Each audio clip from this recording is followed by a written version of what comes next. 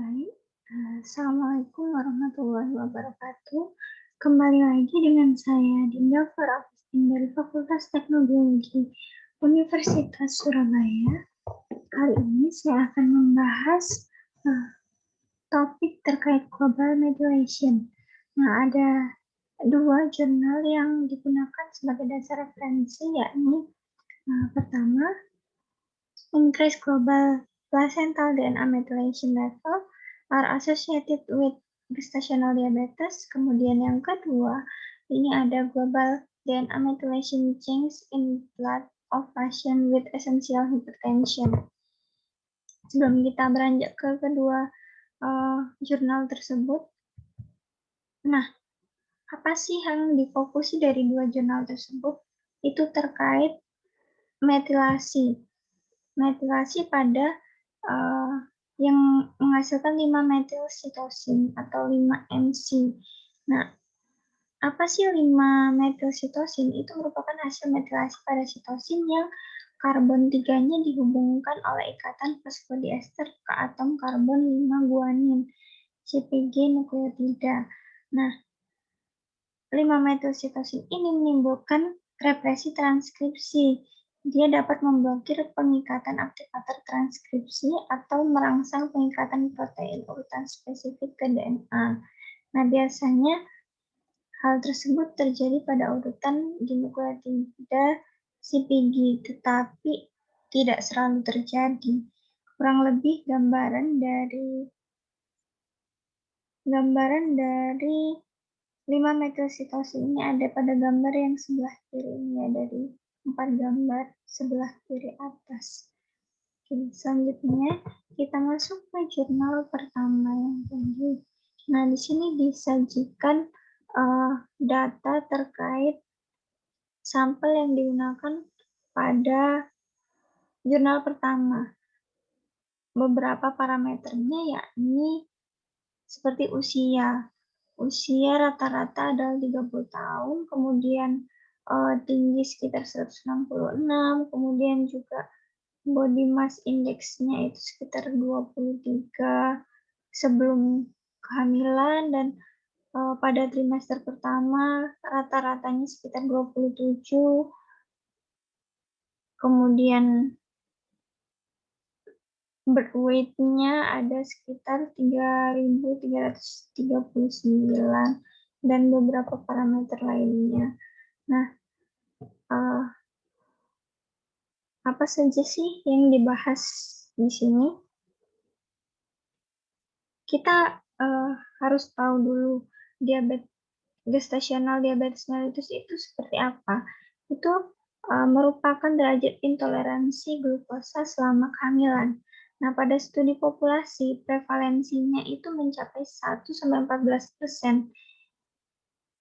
Dan pada populasi tertentu itu lebih tinggi. Nah, ibu yang menderita GDM memiliki resiko lebih tinggi untuk mengalami preeklamasi dan persalinan sesar. Nah, diketahui bahwa GDM ini berhubungan dengan perubahan fungsi plasenta dan perubahan regulasi gen plasenta. Nah, apa sih tujuan dari jurnal pertama ini? Itu meneliti dan mengkarakterisasi metilasi DNA plasenta global dengan mengukur kandungan tadi 5-metilsitosin dari plasenta dan menguji apakah perbedaan dalam metilasi DNA plasenta terkait dengan GDM. Nah, pada studi yang terbaru menunjukkan keterlibatan mekanisme epigenetik. Itu beberapa penelitian yang mendukung itu menunjukkan perubahan spesifik jaringan dalam metilasi DNA global secara independen terkait dengan diabetes tipe 2 dengan peningkatan resiko malformasi. Nah, tingkat kelahiran prematur yang jauh lebih tinggi dan hipoglikemia neonatal. Di sini bayi baru lahir dari kehamilan GDM itu menunjukkan peningkatan resiko untuk perubahan pola pertumbuhan dengan peningkatan lemak tubuh dan berat lahir indeks timbang yang tinggi. Nah, metode apa sih yang digunakan dalam jurnal ini? Itu adalah metode LC-MS dengan total sampel mencapai 1030 sampel plasenta dianalisis dalam studi cohort. Nah, hasil menunjukkan ibu dengan GDM metilasi DNA plasenta globalnya meningkat secara signifikan. Nah, dari model logistik bivariat yang disesuaikan dengan usia ibu, BMI, kemudian etnis, keguguran berulang, dan predisposisi diabetes yang sudah diketahui menunjukkan seperti yang tadi telah saya sebutkan di awal, beberapa parameter itu menunjukkan hubungan independen antara hipermetilasi DNA plasenta global dan GDM.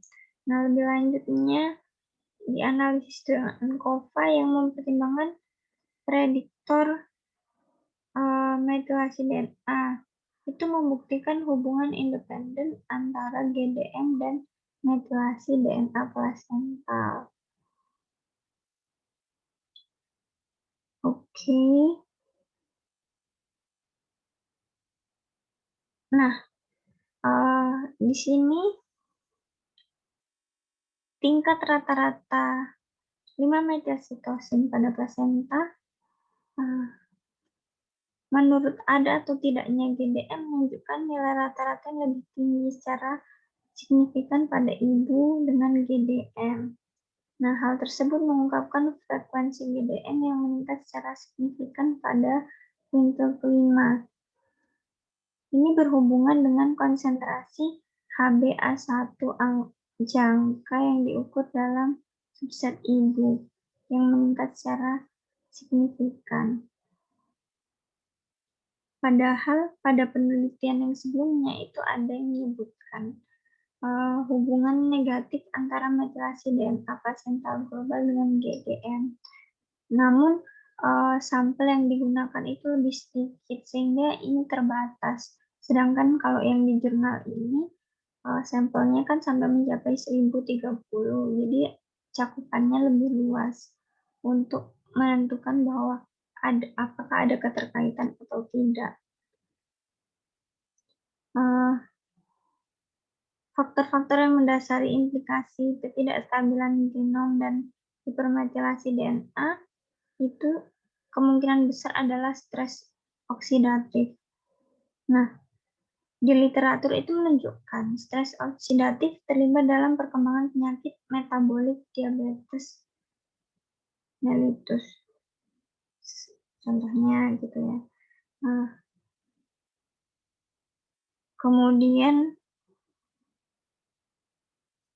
di sini disebutkan ada spesies oksigen reaktif yang mengatur aktivitas metiltransferase DNA dan mengkatalisis metilasi DNA. Nah, apa sih kesimpulan besar dari jurnal pertama? Seperti yang kita lihat dari grafik ini, kurang lebih ada hubungan antara hipermetilasi dengan gestasional diabetes mellitus. Nah, selanjutnya kita masuk ke jurnal kedua. Pada jurnal kedua ini, dia membahas terkait dengan hipertensi pada yang diukur pada darah pasien. Nah, seperti apa sih hipertensi itu gitu kan? Merupakan penyakit umum pada sistem kardiovaskuler dan salah satu penyebab utama kematian di dunia sejauh ini. Etiopatogenesis dan mekanisme molekulernya belum banyak diketahui. Tapi kembali lagi, yang difokusi pada jurnal ini yang diukur itu adalah 5-metylsitosin. Ini sebagai penanda untuk melihat adanya metilasi DNA. Iya,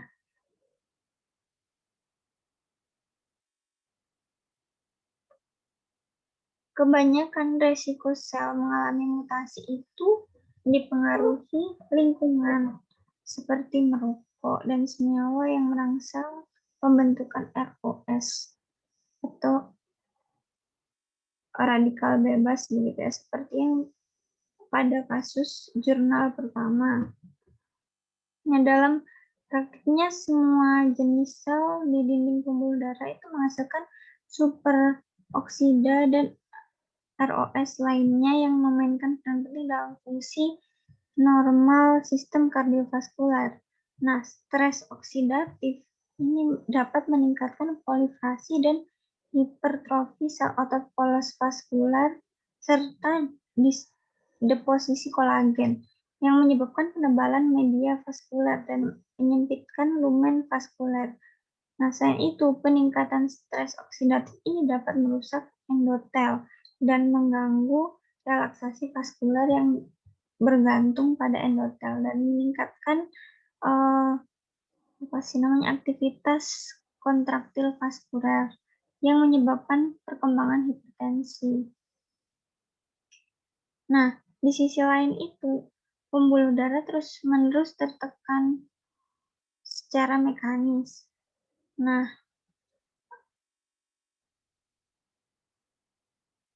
perubahan ini itu dianggap penting dalam remodeling vaskuler pada hipertensi. Nah, pada pembuluh darah yang cedera, renggangan ini mempengaruhi baik endotelium maupun otot polos pembuluh darah. Sedangkan pada pembuluh darah yang tidak rusak kan tegangan biasa diperkirakan bekerja pada lapisan endotel. Nah, di sini selanjutnya kita perlu tahu bahwa angiotensin 2 yang aktivitasnya biasanya mengikat pada hipertensi ini menginduksi kerusakan oksidatif mitokondria dan menurunkan bioavailabilitas oksida nitrat pada endotel dan meningkatkan stres oksidatif vaskuler. Nah, angiotensin 2 ini menginduksi disfungsi mitokondria melalui jalur yang bergantung pada protein kinase C dengan mengaktifkan endotel sel NADPH oksidase dan meningkatkan produksi ROS mitokondria. Nah, reaksi OH dengan gugus metil 5-metylsitosin menyebabkan demetylasi menjadi 5C dan deaminasi menjadi T. Nah, kedua reaksi itu acak dan tidak spesifik urutannya. Jadi, pola metilasi DNA dari tingkat 5-metylsitosin secara global ini memberikan cetak biru untuk info pengkodean peta metilasi pada sel. Metode yang digunakan pada jurnal kedua ini yaitu KLT kromatografi lapis tipis dan juga TLC gitu ya. Nah,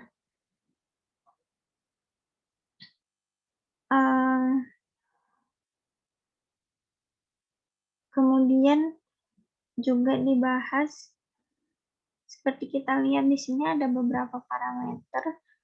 Pertama, apakah dia laki-laki atau perempuan, kemudian usianya berkisar rata-rata 33, begitu BMI 23, dan beberapa parameter lainnya. Hasil menunjukkan bahwa gangguan metilasi DNA dapat mempengaruhi perkembangan hipertensi. Nah, dalam penelitian ini, tingkat rata-rata 5-metylsitosin secara spesifik lebih tinggi. Nah, bisa kita lihat di sini ya.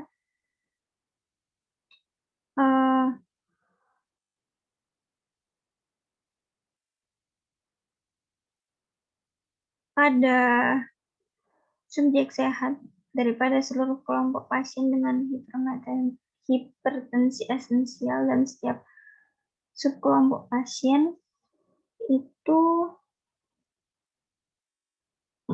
punya perbedaan signifikan terhadap kadar 5-metilsitosin pada subkelompok stadium 1 dan stadium 2. Nah, di sini diperkirakan gen RL bertanggung jawab untuk mengatur tekanan darah. Kalau dilihat dari grafik yang bagian di sini disebutkan 1 sampai 30 itu healthy people, kemudian 31 sampai 60 itu adalah stadium 1, kemudian 61 sampai 90 itu stadium 2. Dapat kita lihat semakin tinggi stadium, semakin rendah persentase dari tingkat metilasi gitu ya. Dari level 5-metilsitosin pada DNA. Nah, pada orang normal persentasenya masih mencapai 5%, sedangkan menurun pada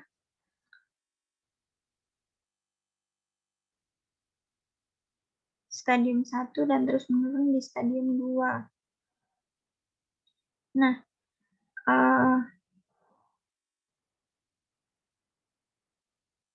di sini di jurnal ini menyebutkan dan menunjukkan bahwa gangguan metilasi DNA dapat mempengaruhi perkembangan hipertensi. Dalam penelitian ini, tingkat rata-rata 5-metilsitosin secara statistik tadi sudah saya jelaskan. Kemudian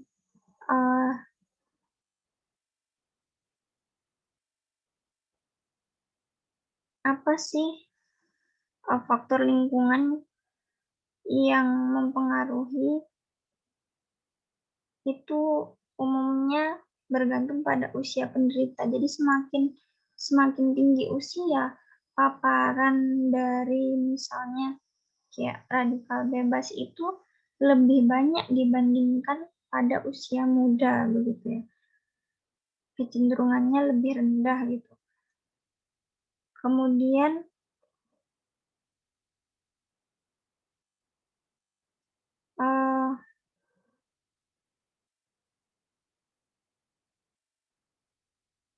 namun di sini disebutkan bahwa korelasi antara usia dengan tingkat 5-metilsitosin ini tidak menunjukkan perbedaan yang signifikan.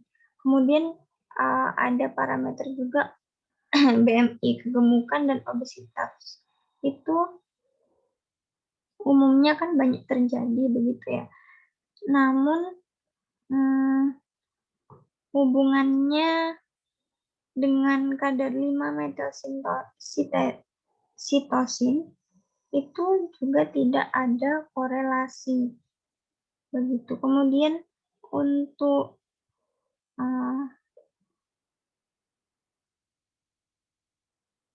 pengaruh obat antihipertensi juga tidak, setelah diamati tidak ada korelasi juga diamati. Nah, dari beberapa parameter yang sudah diukur tadi dapat disimpulkan bahwa kadar 5-metilsitosin pada DNA pasien yang menderita hipertensi esensial menurun dan berkorelasi dengan derajat hipertensinya, bukan terkait umur, bukan terkait pengaruh obat antihipertensi, juga tidak terkait dengan indeks massa tubuh, tetapi berkaitan dengan derajat hipertensi. Semakin tinggi derajat hipertensi, semakin rendah persentase dari kadar 5-metilsitosin yang menunjukkan bahwa semakin rendah pula metilasi yang terjadi begitu. Nah, ini juga merupakan gambaran dari perbedaan kadar 5-metil-sitosin yang diukur pada kontrol grup, yaitu orang normal, kemudian stage 1 dan stage 2. Perbedaannya sangat signifikan. Nah, sekian presentasi dari saya. Terima kasih atas perhatiannya. Wassalamualaikum warahmatullahi wabarakatuh.